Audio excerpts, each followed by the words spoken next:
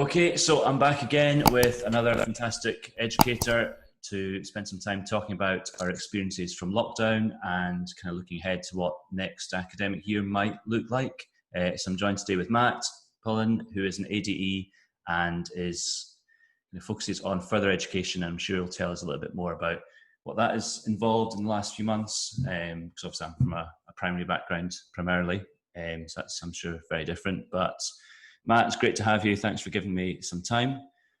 And I don't know if you can maybe just start off by kind of introducing yourself and telling everyone at home a little bit more about yourself and what you're all about. Yeah, I'll try and keep it brief. So yes, ADE class of 2013, which, as we all know, is best class ever. I'm sure you'll hear that a lot over the next few conversations. Absolutely. So educator of coming up to 20 years now. Actually qualified as a secondary school PE teacher back in 2001, I think it was. Just run-of-the-mill PE teacher. Didn't have any aspirations for anything technological. I've got no technology background at all. But I've always championed the underdog. I became a PE. I love PE, right? But I became a PE teacher really for the kids that didn't enjoy sport and didn't kind of feel they had a place in the subject. And technology kind of took me down a path with that because I saw the other opportunities. So probably 10 years into my career, started using iPad, iPod in the classroom to allow children to film. And that's kind of where things have taken off then. So since becoming an ADE, the following year after becoming an ADE, I left secondary education and started to do some support with schools, predominantly primary schools, about integration of technology into PE and how that could develop literacy and numeracy skills. And that's ultimately led me now to work in university training primary school teachers on an undergraduate course to understand the role of technology in a classroom and how it can offer other students, different ways to access learning. Yeah, fantastic, superb. That's great, and it's great just to have that different viewpoint, kind of looking at further ed side of things, rather than just always looking at the primary classroom and the secondary classroom. And I'm sure there are some similarities in terms of the hurdles that we've crossed in the last few months, but I'm sure there are some issues that have been quite specific to your setting as well. So that'd be really interesting to discuss. Yeah, I think there's been a lot of focus on higher education. Obviously, you guys have had the children go from that face-to-face environment Monday to Friday, 9 till 3:30 to them not being there at all. And I think where it differs in higher ed is we kind of only saw the students if there was a session. And then outside of that, they could go home, they might go to the library, socialise, whatever it might be. So we, I suppose, didn't have that that issue of the connection disappearing, because there was never that in the first kind of connection that you get in primary, secondary education anyway. But what we did have was we lost those moments when a student would just come and find you because they needed help. Which we were obviously more open to, because if we weren't delivering, we would be on campus and someone would just knock on the door and ask for advice and support. And that had gone, and I don't think we had necessarily a mechanism to support that other than email. Okay. Which isn't really effective if you've just got a quick question about something. So I think that was one of our hurdles. But also teaching them about primary education, really responding to the likes of you and the things that you were sharing and your hurdles, what you were going through, to really have that deeper understanding of what we need to equip them with, because this is going to happen again. In some form or another. I was talking to a fellow AD, Martin Coots, about the number of snow days you guys have up in Scotland, and how many days are wasted to that, and yet there's an opportunity maybe to learn from this in terms of any school closure, whatever it might be. Yeah, no, that's absolutely right. Going back to a point there about that difference between secondary and further education, I was thinking this through the other day there. Our pupils who are leaving school this summer, so kind of 5th year, 6th years, do you think they're going to be in a better position, those of them who go into further education, having experienced this kind of remote learning environment for the last 2 months? Is that going to set them up for that kind of very different environment of further education? I would hope so. Very different, yeah. I would hope so. I think that the one issue that we tend to see, and this isn't a slight on anybody's educational approach, but one thing we see a lot is we expect independence really when they get to us, because we don't see them all the time. We don't have tutor time or anything like that. We have tutor groups, but we don't see them every day. And I think what we hope for is that independence and that hurdle to go from formal education when you're kind of guided really, really rigidly to higher education where it's like this kind of open, off you go. I think that can be a real hurdle for lots of students. So I think what they potentially are going to have benefited from now is an understanding that they have to take some independence, some resilience in their approach to things. I'm not saying it's going to be perfect, but you would hope to see that they have got some adaptability skills in the short time that they've been able to develop them, to see that they can embrace learning in their own way and in their own time.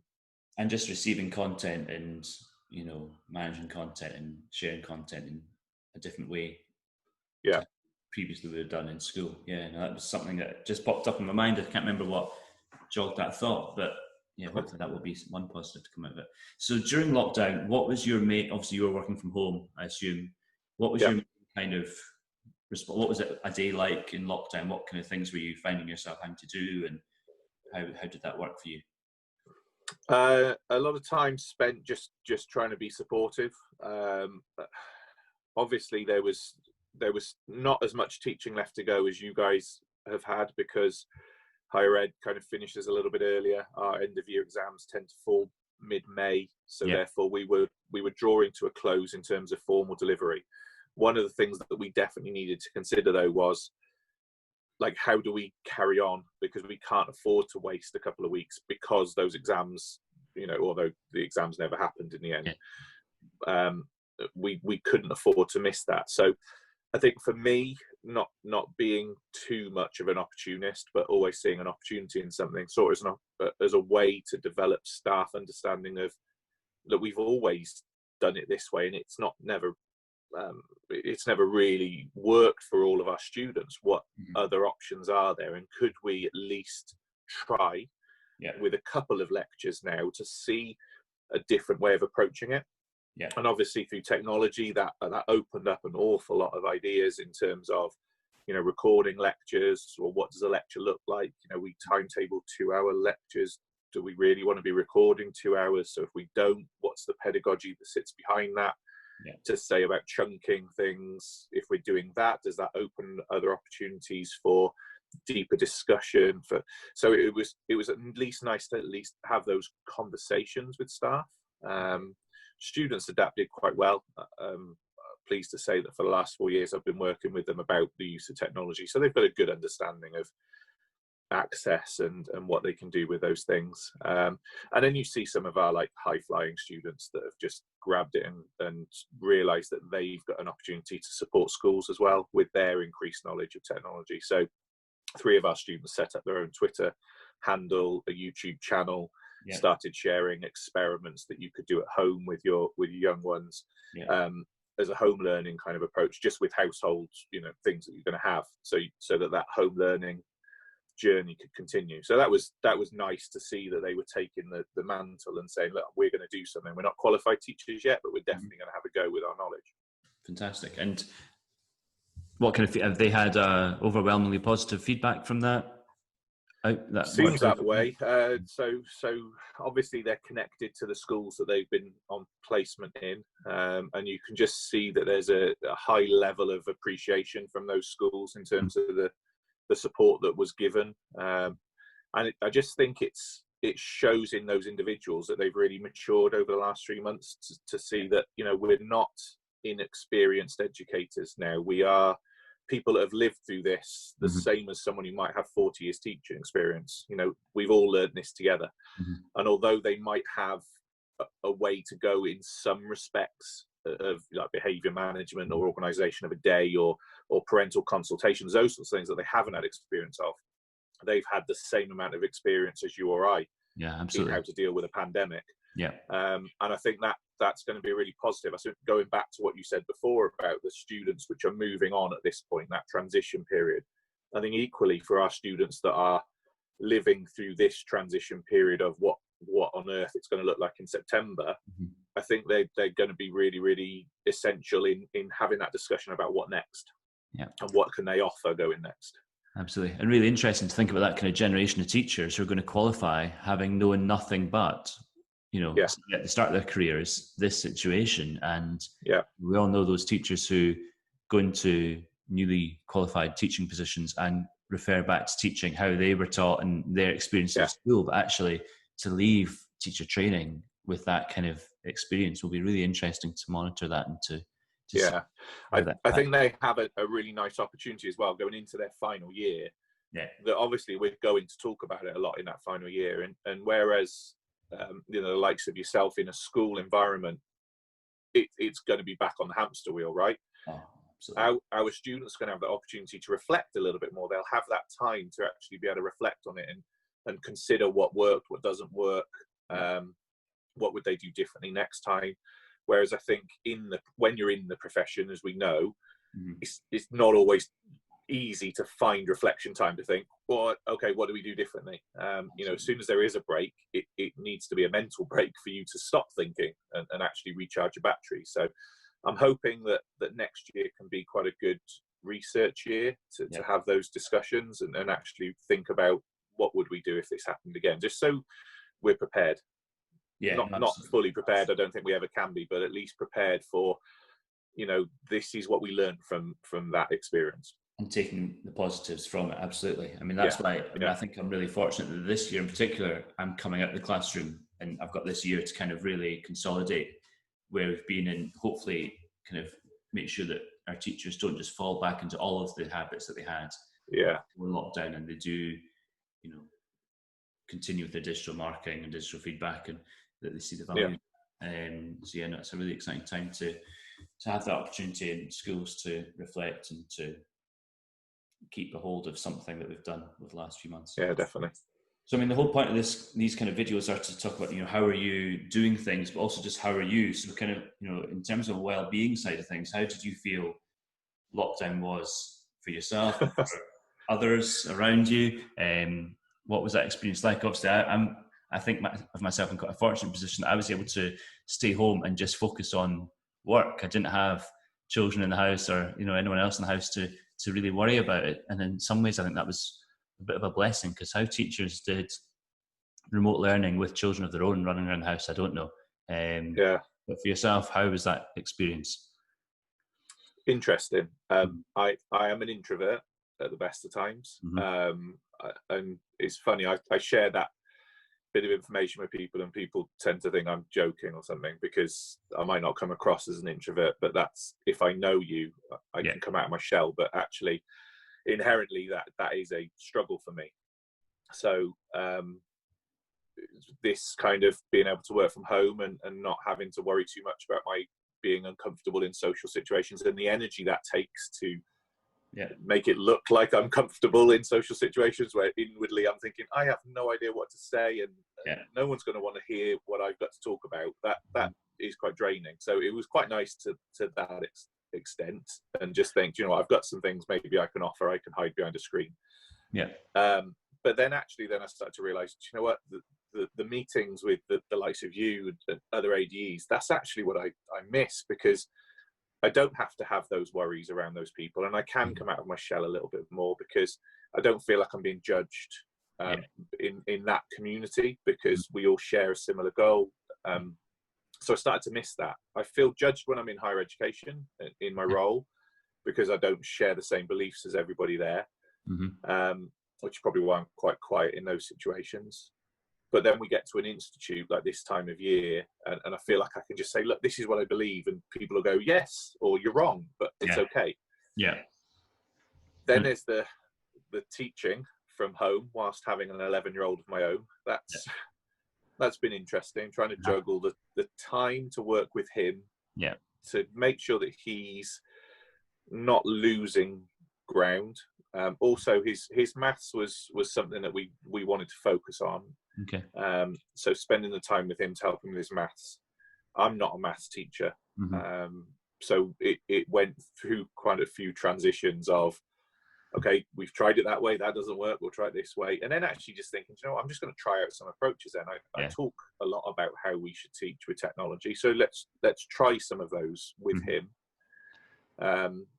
And not be his teacher, but be a guide, be some support. And actually, I've got to say, and I know this isn't like an iPad like promotional thing, but starting to think about the power of video, the power of you know, me creating something so that I can then work whilst he can watch the video as many times as he needs, giving him time to do it when it works for him, and then getting him to create a video at the end of it to explain to me what he's learned.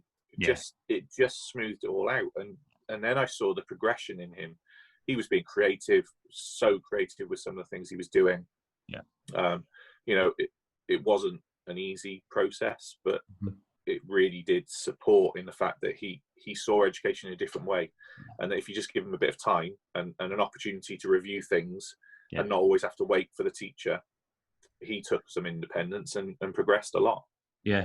It's really interesting to say that thing about time, because a lot of the feedback I've had from kids in my class was that they enjoyed having the time and not having to necessarily do things at a certain time, and, you know, being able to, and I think that perhaps the pace, you know, they maybe don't need a whole period to execute one piece of work, you know, and actually they know what they need to do, they can get it done, and then the time's their own. And it's that flexibility of time, I think, is something that they've really enjoyed. But I mean, it's great because you share a lot of the work that you do with your son, you know, through social media, and it obviously works. You know, he obviously responds very positively to the stuff that he's doing with his iPad. So it's nice just to see that in that, you know, real context, I suppose. I think it's the choice, isn't it? It's the choice of the outcomes of what he does. You know, some days he's quite happy to just do it on a piece of paper, but you don't see that same kind of engagement with him when he does that. And you know that when the school was setting him some creative challenges, whatever they were, he just seemed a lot more engaged. And it's that idea of time again, that he could be sat there and not realise he's been doing something for 2 hours. You know, and you stop him and say, do you need something to eat? And he's like, oh, I didn't even realise it was lunchtime. Because he's so engrossed in it. Whereas other activities, it's like, yeah, I'm done. Like, took him 5 minutes, I'm done. There was no engagement. It's just complete tick. So it's been nice to just kind of watch him develop in terms of his own little personality. My worry, I suppose, is the next steps, because he's had access to that at home with me. Is that going to be on the rest of his journey? He's seen what works for him. He now has an idea of what doesn't work for him. And I think all children are going to experience that, right? Because they've had 3 months of seeing what works and what doesn't work. And if you go back to the old for those children, they think it didn't work, that doesn't work for me, but I know what does. There's going to be an interesting discussion in schools. And is that a very different approach to I mean, in terms of using an iPad regularly, is that very different to what he's used to in school? Yeah. There was limited access. It was very IT focused. For one reason or another, be it school funding or just approaches. Whereas here he's had the choice. So and I suppose even, you know, I'm thinking our students who, you know, are used to having devices, but they're still using them in very different ways. And you're absolutely right. We will need to look at that flexibility and, you know, how we allow them to approach tasks, because they will resent not being able to do things in a way that they've experienced and seen to work for them. I think we've always kind of said that education transcends school, right? School is a building where learning does take place, but learning happens outside of school as well. And I don't think children have always understood that, because they do go to school all the time and they do learn. And they're not always aware that they do a lot of learning at home. I think in the last few months, it's been obvious that they learn at home. And I think that's the thing that's opened the eyes to lots of children, is that they can learn in a way that works for them. And not necessarily the way the teacher scaffolds things for them. I just think it's going to be an interesting start to the new year to kind of unpick those things and what differentiation and personalized learning actually look like with children that have worked out for themselves what works for them. Absolutely.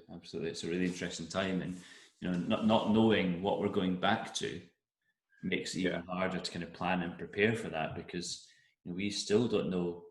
I mean, we're back to school 4 weeks today Wow. in Edinburgh, and we still don't know if we're going back to a blended model, or if social distancing rules can change slightly, if we'll be able to get back full time. So it's really, really challenging. I mean, I bumped into parents in town last night, and they just want to know what's happening. And I think teachers are the same. They want to know just what's happening. But Yeah. the honest truth is, until we get guidance from the government, we just don't know. What do you think is we've kind of spoken about a few things, both professionally and as a parent, but what do you think was the biggest challenge that you either saw your students experiencing, or your own son experiencing, or just different teachers that you've spoken to? What do you think has been the biggest challenge that we have faced during this school closure?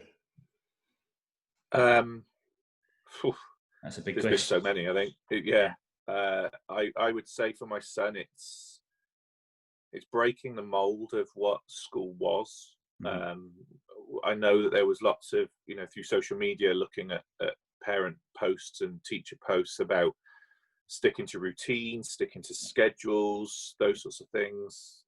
And then as a parent thinking, is that what we're meant to do? Does that work? Does that work for our son? And then battling with my own kind of ideology about what education should be, and what maybe is more traditional and can hold certain children back. I said about the underdog kind of story at the start. Yeah.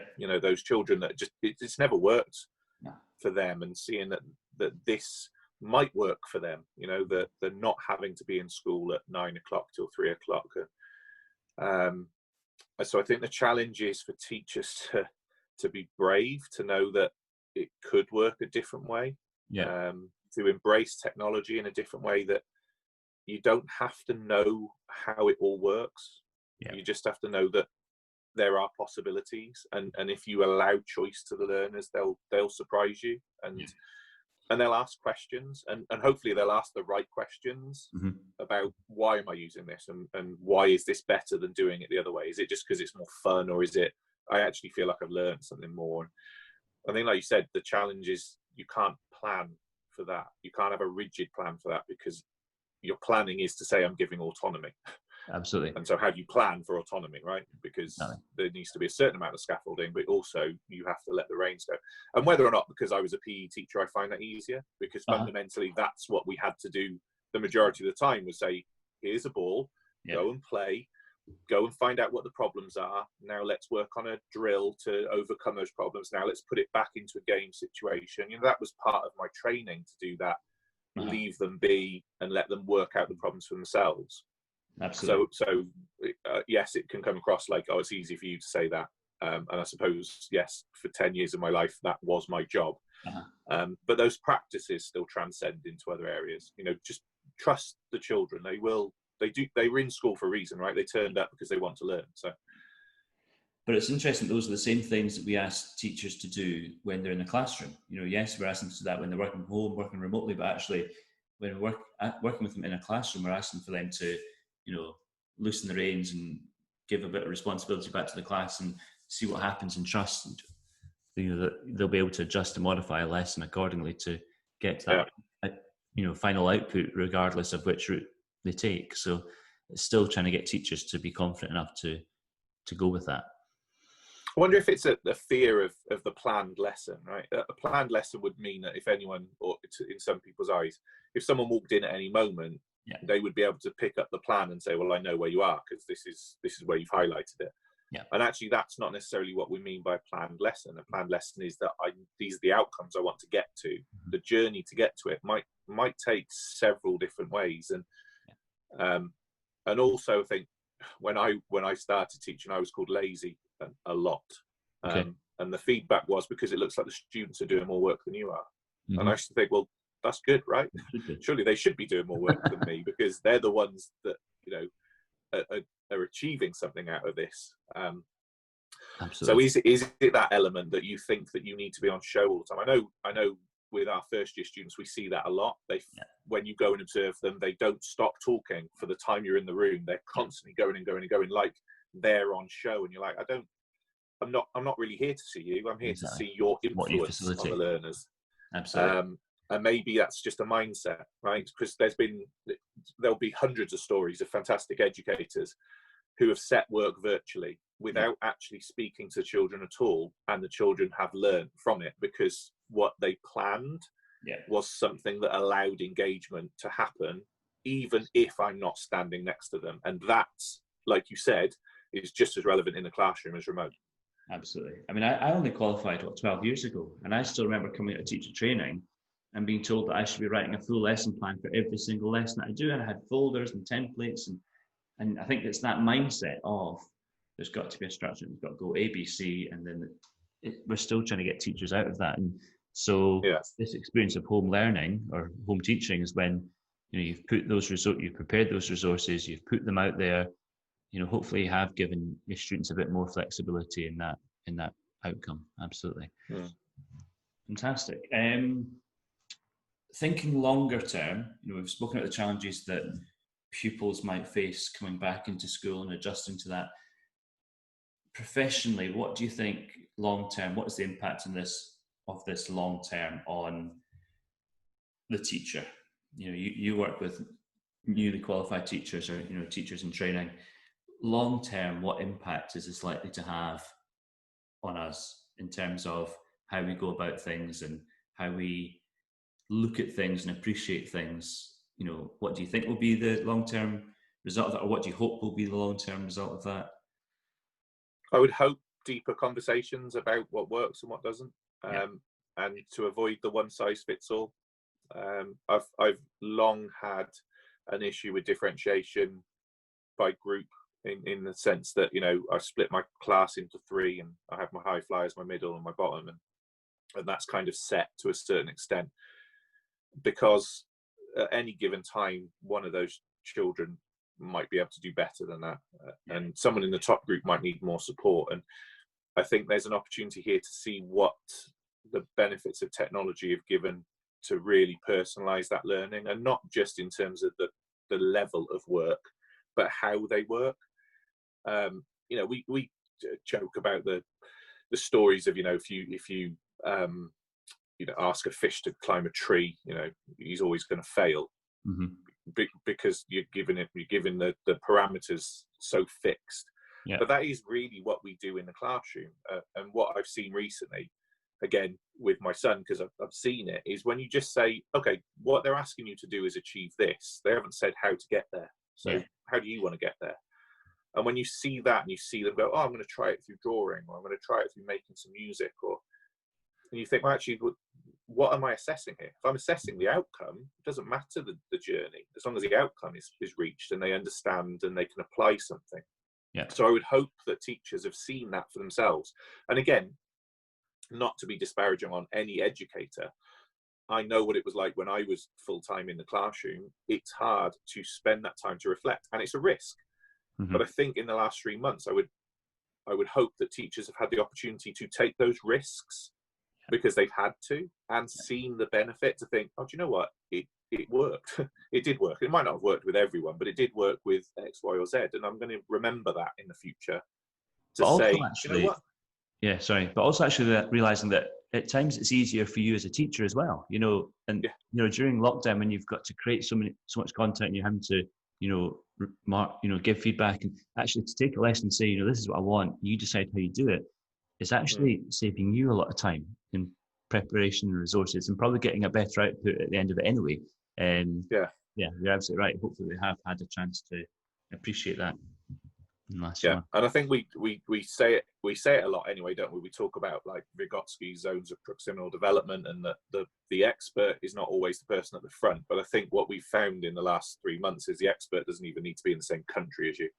I think what's afforded us is an understanding that anybody can drop into our lesson from anywhere around the world, as long as we're creative in how we do those things. So you really do become facilitator, not just a change of word because we want to be current and up to date. So we're not teachers anymore, we're facilitators. But actually, what does that mean? If I'm a facilitator, not a teacher, I am facilitating learning. So maybe I'm not the person who stands at the front as the expert anymore, and maybe that 7-year-old in my classroom who knows an awful lot about coding is the expert, and how do I facilitate that? Because they won't have the skills to be able to facilitate it, No, but absolutely. they'll have the knowledge to be able to engage others. So my job is, how do I support that individual to give them a platform to share what they know? Or how do I contact someone who's in another country to me to deliver a session to engage someone in a different way? And you know what? They don't even need to be in education.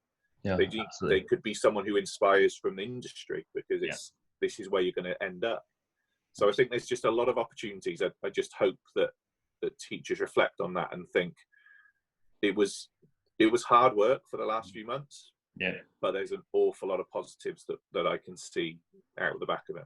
And also, hopefully, parents have had an opportunity to see how different education can be. You know, if they've had children who have been experiencing that kind of open-ended task opportunity, to actually see that's valid and it's worthwhile, and you know, they shouldn't necessarily just be looking for, you know, the work in a jotter that's been ticked and given the sticker at the end of it. Actually, validating different approaches to teaching and learning as a parent has hopefully been something that's happened.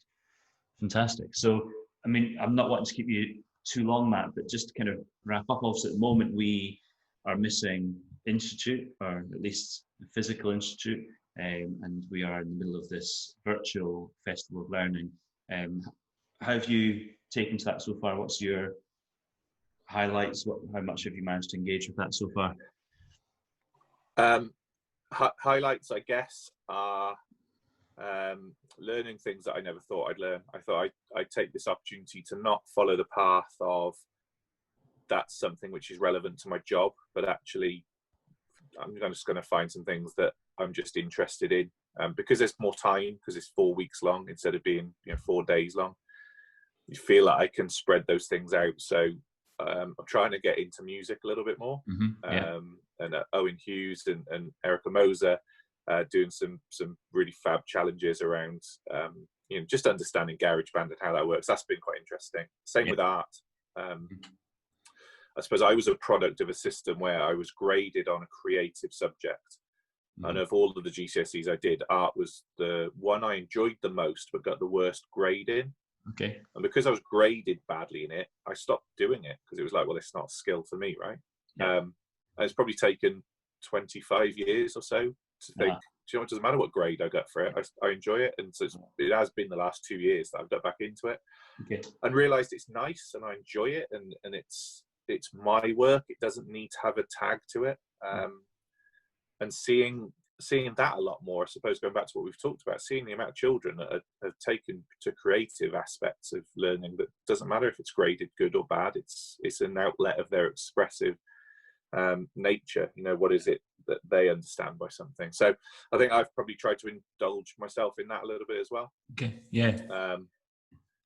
Just some really good things to share. It's just been fun. And then obviously there's the sessions I want to get into as well, because they're very relevant. So challenge-based learning last week was some good stuff. So we've talked about that already, in terms of that project approach to learning being something that I think is going to be very relevant to all of us as we look at blended learning opportunities.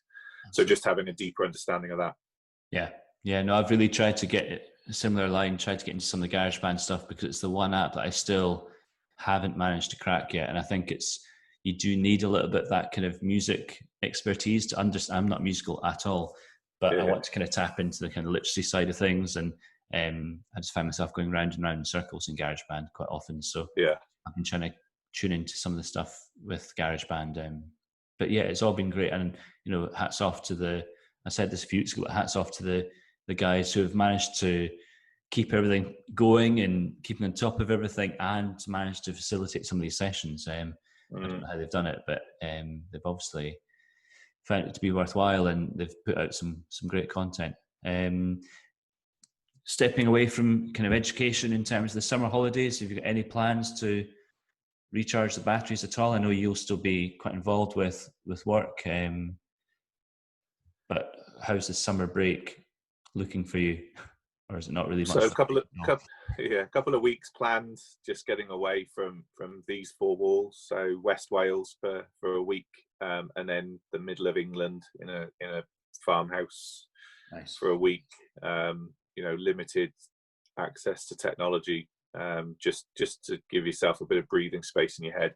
I think one thing for me is some of my downtime is actually some of my job anyway. Like I like doing the creative stuff, so I end up in front of an iPad, whether I'm, using it to support people to learn, or whether because I'm drawing a picture or making music. So sometimes that's hard to differentiate between the two, because the device does both for me. It is also, it's my leisure as well as my job. So there is this kind of that. So it'll be quite nice to be in regions where I don't think I'm going to have any Wi-Fi, so I'll have no choice but to disconnect. And then, like you said, it's August is quite busy in higher ed because it's students get their results, clearing, first year students looking at their options. So start of September tends to be a bit quieter for us. That tends to be a bit of a summer period. And then we start, although remotely, we start in end of September with induction week, whatever that's going to look like really for first year students. So is that the plan at the moment, that it will be pretty much a virtual experience? Government guidelines are obviously we have to stick to social distancing, and so that has a knock-on effect of how many people can be in the room with us. We have to still make sure we meet the student experience. So, you went to university, you got the social aspect out of it. There's a lot you learn as much from being in the classroom as just being away from home. So it's balancing those things. And then I suppose because my role in university is to support students with the understanding of technology and how that can work, it's kind of integral also to the fact that if they are learning from home, how am I going to support them with that from a distance? We move one-to-one iPad from September as well, which is like a blessing in planning. It wasn't as a response to COVID, it was happening anyway, but it's been a good thing because at least now we know that the students are going to have same devices, same access.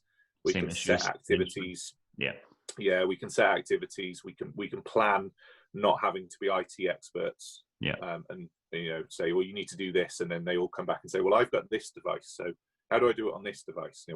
It's one set of instruction, and then the creativity and freedom is over to them. But we know kind of within the parameters. So oh well, it's your busy and non-stop really. That's exciting though, an exciting time to be bringing that one-to-one deployment into that setting. It is, it's timing has been a good thing, I suppose, with that, because we've ironed out some of the issues with the pilot this year, and we can build on that into next year. It's just going to be, you wanted to do a big celebration as we launched it with the new first years, and as much as I love doing remote teaching, there's nothing better than being in a room with people and seeing them, seeing what they create live, seeing their faces as they discover that they can do something that they didn't think they could do.